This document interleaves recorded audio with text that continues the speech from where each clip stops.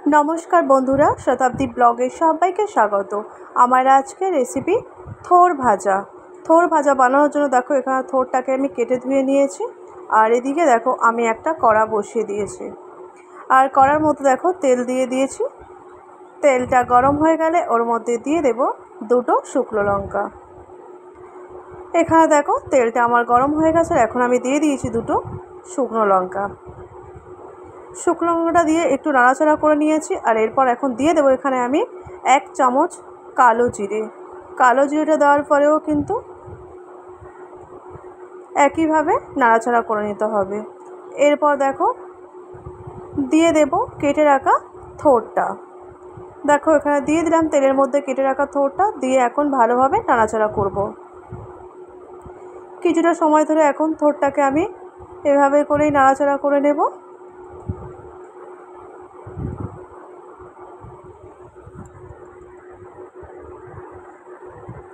আর থোড়টাকে দেখো আমি এরকম সরু সরু করে কেটে নিয়েছি, আলু ভাজার মতো করে। এরপর এখানে আমি দিয়ে দেব পরিমাণ মতো হলুদের গুঁড়ো। দেখো দিয়ে একইভাবে আবারও নাড়াচাড়া করে নেব।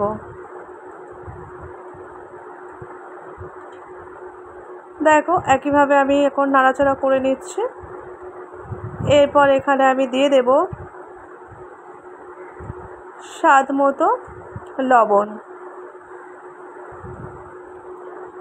এখানে দেখো আমি লবণটা দিয়ে দিলাম, দিয়ে আবারও কিন্তু একইভাবে নাড়াচাড়া করে নেব।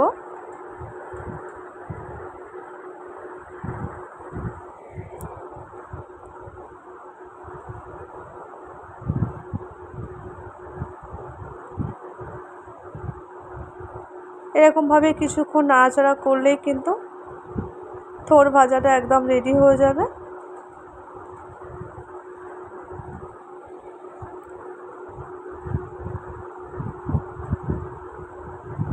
এখানে দেখো থোড়টা আমার প্রায় সিদ্ধ হয়ে এসছে। আর এরপর এখন আমি এখানে দিয়ে দেব একটু মিষ্টি। যেহেতু থোড় একটু মিষ্টি না দিলে ভালো লাগে না, তার জন্য এখানে মিষ্টি দিয়ে দিলাম। দিয়ে আবারও একইভাবে নাড়াচাড়া করে নেব। তো দেখো এখানে একইভাবে আমি নাড়াচাড়া করে নিচ্ছি। আর এখানে কিন্তু আমার থোড় ভাজাটা একদম রেডি হয়ে গেছে। থোড় ভাজাটা কিন্তু আমার হয়ে গেছে। দেখো এরপর আমি একটা প্লেটের মধ্যে থোড়গুলো নামিয়ে নেব। এখানে দেখো থোড় ভাজাটা আমার একদম কমপ্লিট হয়ে গেছে। আর এদিকে দেখো আমি একটা প্লেটের মধ্যে থোড়টা দেখো নামিয়ে নিয়েছি। আর দেখো কত সুন্দর দেখতে হয়েছে। থোড় ভাজা খেতে কিন্তু খুব ভালো লাগে, গরম ভাতের সাথে কিন্তু দারুণ লাগে।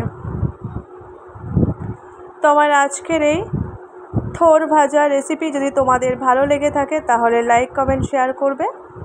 চ্যানেলে নতুন হয়ে থাকলে চ্যানেলটিকে সাবস্ক্রাইব করে পাশে থাকবে। আজকের মতো ভিডিওটা আমি এখানে এন্ড করছি। দেখা হবে নতুন কোনো ভিডিওতে। ততক্ষণ তোমরা ভালো থেকো, সুস্থ থেকো, সাবধানে থেকো। সবাইকে টাটা।